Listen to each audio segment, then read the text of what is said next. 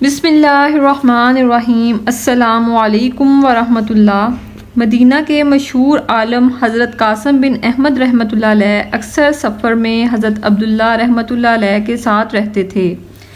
ایک بار فرمانے لگے، میں کبھی کبھی یہ سوچتا تھا کہ آخر حضرت عبداللہ رحمۃ اللہ علیہ میں وہ کون سی خوبی ہے جس کی وجہ سے ان کی اتنی قدر ہے اور ہر جگہ پوچھ ہے۔ نماز وہ بھی پڑھتے ہیں، ہم بھی پڑھتے ہیں، روزہ وہ رکھتے ہیں تو ہم بھی رکھتے ہیں، وہ حج کو جاتے ہیں تو ہم بھی جاتے ہیں، وہ اللہ کی راہ میں جہاد کرتے ہیں تو ہم بھی جہاد میں شریک ہوتے ہیں۔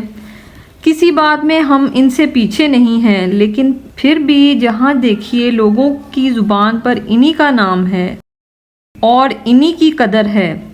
ایک مرتبہ ایسا ہوا کہ ہم لوگ شام کے سفر پر جا رہے تھے، راستے میں رات ہو گئی، ایک جگہ ٹھہر گئے کھانے کے لیے۔ جب سب لوگ دسترخوان پر بیٹھے تو اتفاق کی بات کہ یکا یک چراغ بجھ گیا۔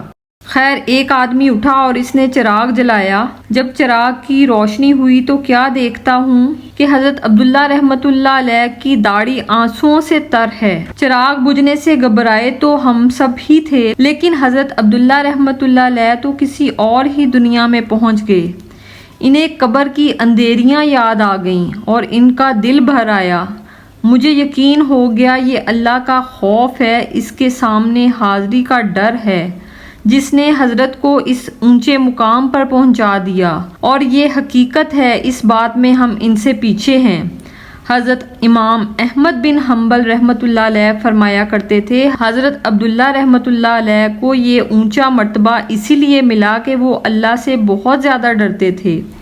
ذمہ داری کا احساس اتنا تھا کہ ایک مرتبہ ملک شام میں کسی سے لکھنے کے لیے قلم لے لیا اور دینا یاد نہیں رہا۔ جب اپنے وطن مرو واپس آ گئے تو یاد آ گیا، گھبرا گئے، فوراً سفر کا ارادہ کیا۔